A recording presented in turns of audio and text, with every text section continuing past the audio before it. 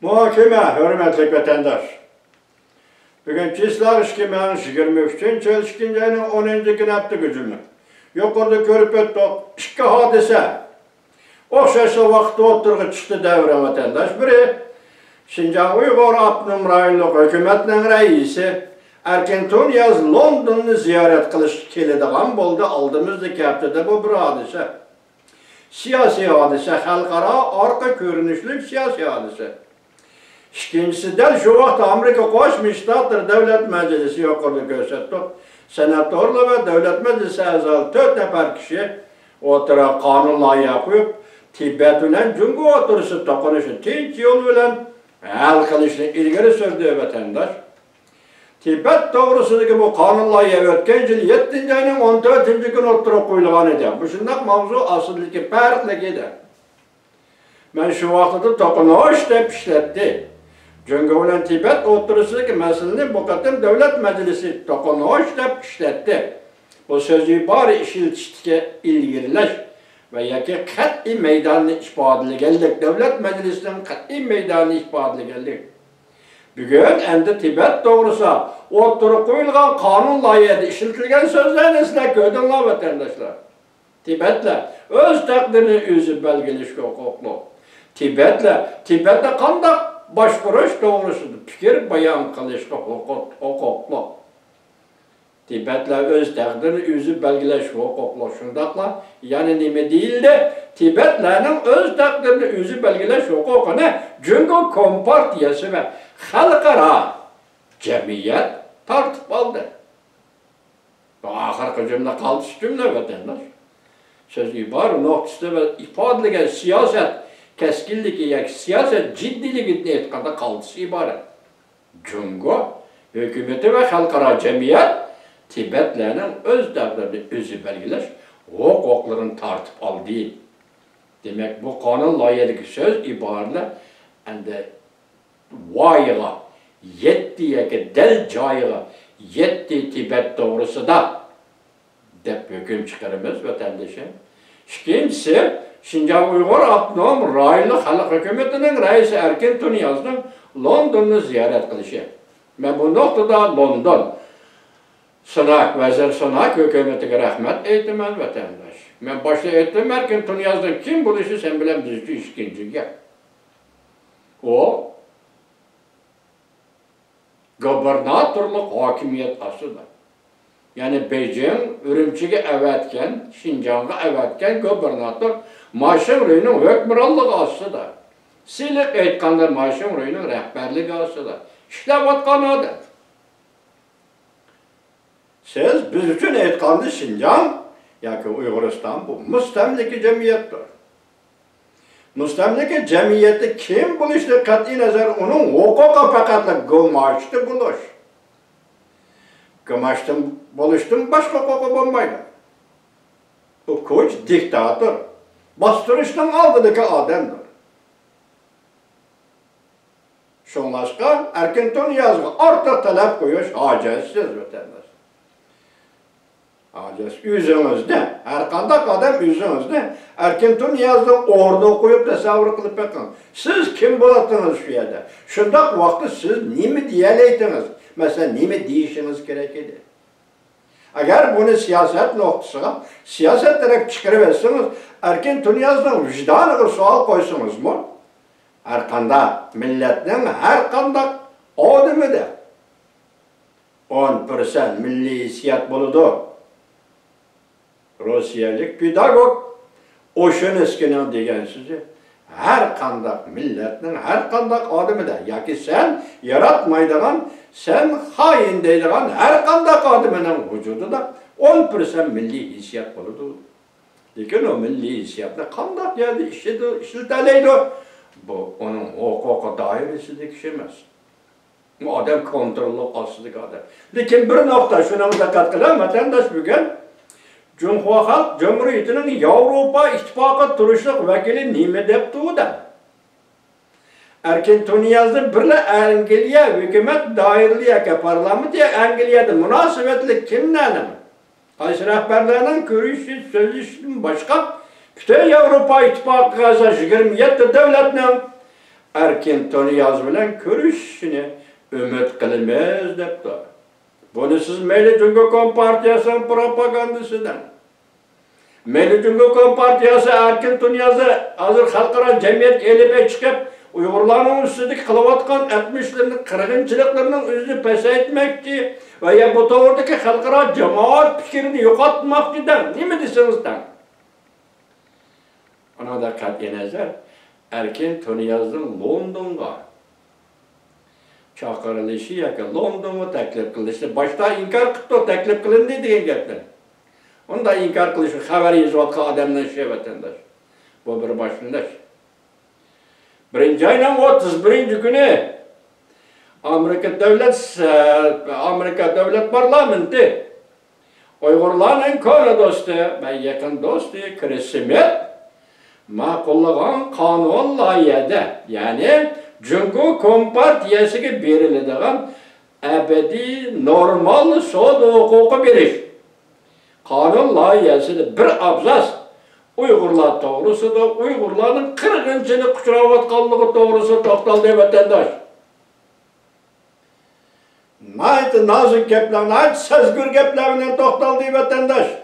Nima dedi de bir hukm, yana bir hukm o'tirg'i chiqdi. Uygurlar ve Uygurlar bilan birga yashayotgan O'rta Osiyo millatlari. Men shu kuni so'zladim vatandoshim. Çıktı. Birinci ayının 31. günü. İkinci ayının 2. günü Kanada 10 mingdan artık Uygur'a siyasi panalık berdi kaldığı. Hatta olturatmış zemin berdi kaldığı. Devlet teveligi berdi kaldığı. Karar kıldı vatandaş. Onun keyindilla Amerika Koşmuş Ştatları'nın devlet şirkatı Antony Blinken 5. günü 2. ayının 5. günü Beijing'ni ziyaret kılmakçı idi. Şu vaxtada Bob Menendez, senatör Bob Menendez qatarlı devlet meclisi azaları sürüştü kılış, cinayetli sürüştü kılış, mesuliyetli sürüştü kılış, Cumhuriyet hükümetinden sürüştü kılış. Muşu işini bicanıdıl becerişiniz lazım. Devlet şirkatı Antony Blinken'de xet yazgan vaxtda yani Uygur meselesi, qirg'inchilik meselesi, assimilatsiya meselesi, Nazarbayet Uygurların turmayatı meselesi eğizge elinde vatandaş. Ben şuna deyim ki 2023 yılı Uygurlar için yaxşı başlanğan bir yıl. Xalqaro cemiyetinin dikkat kılış noktayı nazarı dairesi de Uygurlar için yaxşı başlanğan bir iş. Anlaşılıyor bakın. Birinci ayının 31. günü Karasapar Smith'nin o'ttirib qo'ygan kanun loyihasi. 2. ayının 2. günü Kanada parlamenti Tuvan palataning 10 ming nafar Uyg'ur to'g'risiga qaror nomasi. Vatandaşım, endilikte bugün, endi kichiklarni qo'yib turaylik, bugün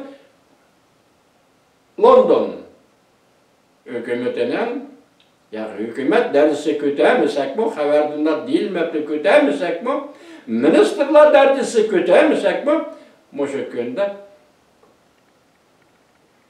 Şinjan Uyghur Abnum Ray Halk hükümetinin reisi bo'lgan Erkin Toniyaz'ni Londonga taklif qilishi vatandaş. Erkin Toniyaz Londonda qanday paydo bo'ladi? Uyg'ur o'zligini o'ziga qaytarish bo'yicha paydo bo'ladi. Erkin Toniyaz Londonda qanday paydo bo'ladi? Erkin Toniyaz Uyg'ur kimligini Uyg'urga qaytarish bo'yicha Londonda paydo bo'ladi. Uni u yerda nima so'zlishi, nima qilishi ikkinchi gap Uyg'ur. O yüzünün Uygur işgalliğini inkar kılmaydı. London'da münasebet rehberlerle görüşken de o yüzünü Xitay'da plan kılanmaydı. Mümkün emez. Hatta vatan işidi, müstemleki vatan hiçbir vakalarının yuşuranmaydı. Mümkün emez. Aşkarı bak oldu dünyaya. Hazır dünyaya aşkarı bak çıkınız siz bizge ben 5%. Aşkarı olmaydı. Dünya bilip duruvatkan yana kandak 15%'lik, 20%'lik vakalar var. Hazır dünyada Bu terakki kılgan bir dünyada meyli Amerika'nın akbaratı da meyli London'un akbaratı da meyli Kanada'nın akbaratı da yani nimi haberler var dünyaya elip çıkmaydı var. Xuda bilir o vatandaş. Demek Garp dünyası Amerika başçılığında Garp dünyası hazır Uyguristan ve Uygur'un takdiri Uygur'un gününü 5 koldek bilip duruvatı da hazır dava. Uyguristan'ın davası Garp dünyasının kolu da deseniz bolu da vatandaş.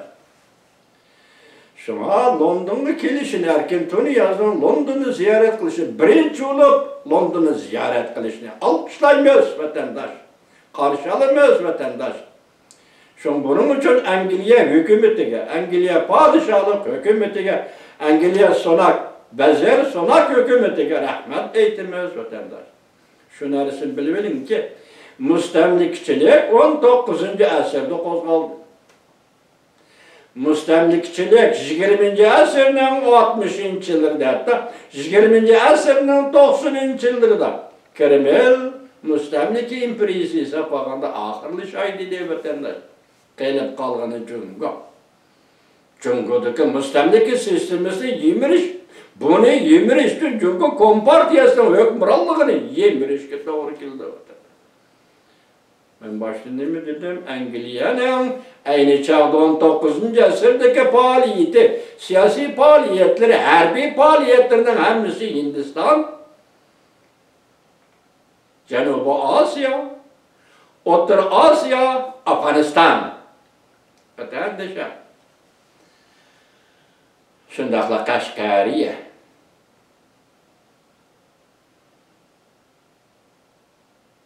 Şu Orta Asya'nın bütün belbağı, bütün raylarının hepsi şu vaktaki Angliya diplomatiyasının, Angliya taşkı siyasetinin, Angliya harbi hareketinin meydanı idi vatandaşa. Çar Rusya karıştırattı. Çar Rusya Angliya bile elişattı, diplomatik sorun tanışattı. Şunu Orta Asya'nın takdiri meselesi aynı çağda Angliya şiddetli karar çıkaramıyordu sebep Rusya, İran bilen birleşi bilip Angliya'nın olduğunu dostu vatandaş. Muşu tarihteki diplomatik siyasetler tüpeyle Uyguristan, Xitayga müstemliki bulup kaldık. Bunun menbiyi şu vaktiki Çar Rusya'ydı. Bugün hani şu Angliya'nın Orta Asya tarihini 5 koldek bildiğin, belki Orta Asya'da siyasi harbi faaliyet ile şugullanan Angliya, Büyük Britanya'nın bugün tönçü bulap. Uygur Abdülmuraylık hükümetinin reisi erken Tony yazdı. Çakırıp London'a elip kelgenliğini alkışlayımız vatandaşlar. Onun üstüge kalbi bugün Amerika Koşmuş Ştatlar Devlet Meclisi'nin Tibetler doğrusu çıkan kanun layihasındaki siyasi ibareler öz takdirini yüzü belgeler. Muşu güngücü Amerika Koşmuş Ştatları benim isimde gelişimci Tibetlerin tilini saklap kılış, Tibetlerin medeniyetini saklap kılış. Şundakla Tibetler doğrusu çıkan kanun layihaları mı Tibet tecavüz kılınmazdan burun müstakil devlet idi. Muşunda kanun layihasını mı Amerika Koşmuş Ştatları oturup çıkarganı. Endi bir gün uçuk kaldı, ben tünü günüden 95% uçuk kaldı. Tibetlerin öz takdirini yüzü belgeleş hukuku var. Tibetlerin öz takdirini yüzü belgeleş hukukunu Cungu hükümeti ve halkara cemiyet tartıp aldı. Bunun manasını kaytırıp veriyorlar. Bugün Amerika Koşmuş Ştatları Devlet Meclisi de makullanan kanunun royuşu. Ben şuna başlayattım. Yakında 100 belge iki halkara cemiyet iki siyasi hadise biri Devlet Meclisi Tibet doğrusu ilan kılınan kanun layığı yana biri Şinjan Uygur Abdülmuraylık Halk Hükümeti'nin reisi erken Tony yazın London'u ziyaret kılacak. Ziyaretiniz muvaffakiyetli olsun erken Tony yaz efendim.